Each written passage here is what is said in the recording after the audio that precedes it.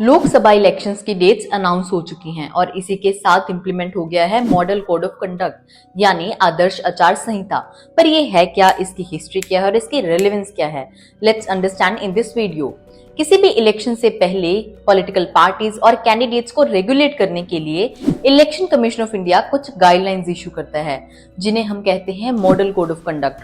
For example, ruling party and point पे कोई भी बड़ा इंफ्रास्ट्रक्चर प्रोजेक्ट या वेलफेयर स्कीम अनाउंस नहीं कर सकती, क्योंकि इलेक्शन से पहले ऐसे स्कीम्स को अनाउंस किया जाता है वोट्स लेने के लिए या फिर पॉपुलैरिटी के लिए। पॉलिटिकल पार्टी या कोई भी कैंडिडेट रिलीजियस प्लेस जैसे मंदिर, गुरुद्वारा या मस्जिद का यूज नहीं कर सकता वोट्स मांगने के लिए। पॉलिटिकल पार्टी या कैंडिडेट्स ऐसा कुछ नहीं कर सकते, ना ही ऐसी कोई स्पीच दे सकते हैं जिससे दो धर्मों या समुदाय के लोगों के बीच में कुछ कॉन्फ्लिक्ट क्रिएट हो। ना ही आप पोलिंग स्टेशन के 100 मीटर्स के विद इन इलेक्शन कैंपेनिंग कर सकते हो। कोई भी पॉलिटिकल पार्टी वोट्स खरीदने के लिए मनी, लिकर या कोई भी चीज नहीं बांट सकती है। इसी के साथ आप ऑपोजिशन पार्टी के मेंबर्स के पर्सनल लाइफ को यूज नहीं कर सकते अपनी स्पीचेस या रैलीज में। And the list goes on. MCC को इम्प्लीमेंट करने के दो ही मेजर पर्पस हैं। पहला कि सेंटर या स्टेट्स के अंदर रूलिंग पार्टीज अपनी पोजीशन का फायदा ना उठा सकें लोगों से वोट्स बटोरने के लिए।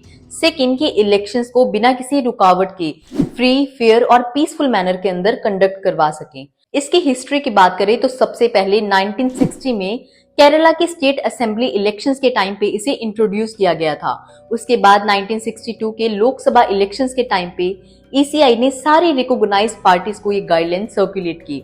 यही नहीं, 2014 के अंदर सुप्रीम कोर्ट के डायरेक्शंस पे इलेक्शन कमीशन ऑफ इंडिया ने इलेक्शन मैनिफेस्टो से रिलेटेड भी कुछ गाइडलाइंस को ऐड किया है।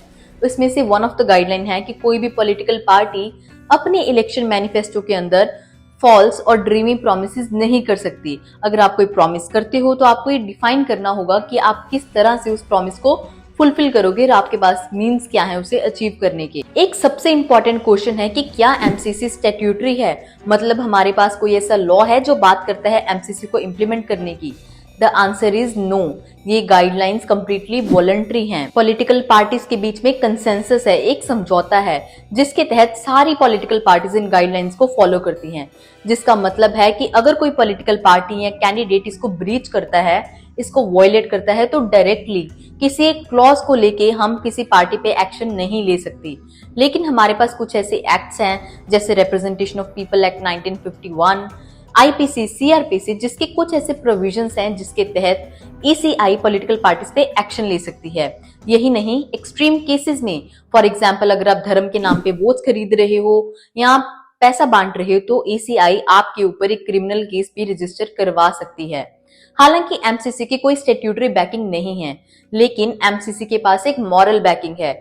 अगर कोई पार्टी इस सारी गाइडलाइंस को फॉलो करती है तो वो एक अच्छी गुडविल जनरेट करती है अमंग द पब्लिक। अगर आपके एरिया में भी कोई पार्टी या कैंडिडेट इन गाइडलाइंस को वॉयलेट करती है तो आप डायरेक्टली ईसीआई को रिपोर्ट कर सकते हो।